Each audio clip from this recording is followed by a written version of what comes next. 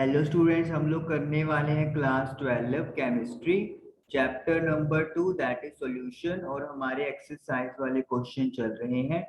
हम लोग question number 2.25 पर आ गए हैं। चलिए स्टार्ट करते हैं। क्वेश्चन नंबर 2.25 है, amongst the following compound identify which are insoluble, partial soluble and highly soluble in water। कौन से कंपाउंड है जो सोल्यूबल होंगे, पार्शियल, हाईली और इनसोल्यूबल इन वाटर, वो हमें पहचान करनी है। और आपको बहुत सारे कंपाउंड दिए हुए हैं। सबसे पहले तो देखिए, जो सॉल्वेंट है हमारा वो यहाँ पे वाटर है। और जो वाटर होता है वो एक पोलर कंपाउंड या पोलर मॉलिक्यूल होता है। और आपको पता है, अगर किसी पोलर के अंदर कोई चीज डिसॉल्व करनी है तो वो भी पोलर नेचर का होना चाहिए। तो वही हमारा आंसर का बेस यहाँ पर बनेगा। फर्स्ट पार्ट जैसे हमें बताना है फिनोल। तो एज यू नो, फिनोल क्या होता है? फिनोल आपके पास एक बेंजीन रिंग होती है जिसमें एक हाइड्रोजन को OH के साथ रिप्लेस कर दिया जाता है। अब ये जो OH वाला पार्ट होता है ये होता है पोलर पार्ट। और जो बाकी ये आपके पास रिंग बच जाती है this is non polar part. तो अगर ये प्योर पोलर होता फिर तो हाईली सोल्यूबल होता इन वाटर, लेकिन नॉन पोलर होने की वजह से इसकी सॉल्युबिलिटी कम हो जाएगी। तो दैट इज वाई जो हमारा आंसर आता है वो ये आता है पार्शियल सोल्यूबल। मतलब इतना ज्यादा सोल्यूबल नहीं हो पाएगा, लेकिन हल्का फुल्का अमाउंट में ये सोल्युबिलिटी शो कर देगा विद वाटर। तो ये फर्स्ट पार्ट हमारा डन हुआ। सेकेंड पार्ट है हमारे पास टोलुइन, TOLUENA। तो सबसे पहले टोलुइन का अगर हम लोग स्ट्रक्चर की बात करें तो यहाँ पे भी एक बेंजीन की रिंग होती है जिसमें हाइड्रोजन को रिप्लेस कर देते हैं CH3 के साथ। अभी पूरा टोलुइन जो है वो प्रॉपर एक नॉन पोलर कंपाउंड होता है। तो नॉन पोलर होने की वजह से वाटर में ये डिसॉल्व नहीं हो पाएगा और वी कैन से इनसोल्यूबल होता है। तो टोलुइन इनसोल्यूबल क्योंकि वाटर एक पोलर मॉलिक्यूल है, लेकिन टोलुइन एक नॉन पोलर कंपाउंड है। Third is formic acid. Formic acid को आप लोग मिथेनोइक एसिड के नाम से भी जानते हो। And what is the formula for formic acid? HCOOH। तो फॉर्मिक एसिड जो होता है वो वाटर में हाईली सोल्यूबल होता है। वो हाईली सोल्यूबल होने की वजह क्या है कि जो फॉर्मिक एसिड है वो वाटर के साथ हाइड्रोजन बॉन्ड बना लेता है। Highly soluble due to formation of hydrogen bonding with water. तो पानी के मॉलिक्यूल के साथ फॉर्मिक एसिड क्या बना लेगा? हाइड्रोजन बॉन्डिंग बना लेगा, जिसकी वजह से ये फटाफट उसके अंदर डिसॉल्व हो जाता है। वैसे भी अगर हम लोग वैसे ओवरऑल बात करें, जो आपका ये COOH ग्रुप है ये भी पोलर ग्रुप चला गया, तो उस वजह से भी वाटर के अंदर डिसॉल्व हो जाता है। लेकिन main reason formation of hydrogen bonding ही रहेगा। ओके, नेक्स्ट करते हैं, इसको इरेज कर देते हैं अपन। तो हमारे पास वाटर एज अ सॉल्वेंट है और वाटर जो होता है वो एक पोलर नेचर का है। चलिए फोर्थ पार्ट है हमारे पास इथाइलिन ग्लाइकोल।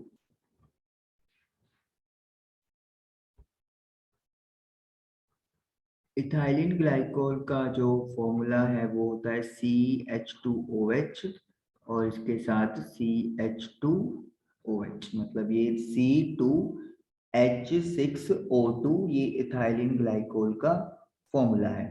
ओके, अब इसकी बात करें तो ये भी जो इथाइलिन ग्लाइकोल है वाटर के अंदर क्या होगा?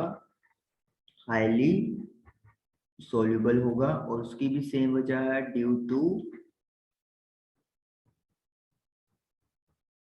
Formation of hydrogen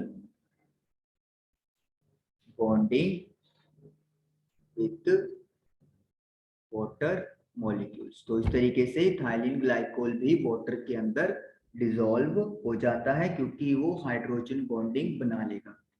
next is fifth part, chloroform. Chloroform का जो फॉर्मूला है वो है CHCl3। लेकिन जो क्लोरोफॉर्म है इसका हम लोग यहाँ पे लिखेंगे इट इज इनसोल्यूबल। ये इनसोल्यूबल होता है क्योंकि जो क्लोरोफॉर्म है वो बिल्कुल हल्का सा, आप वी कैन से कि स्लाइटली पोलर नेचर का होता है। स्लाइटली पोलर, प्रॉपरली नहीं, बिल्कुल हल्का सा।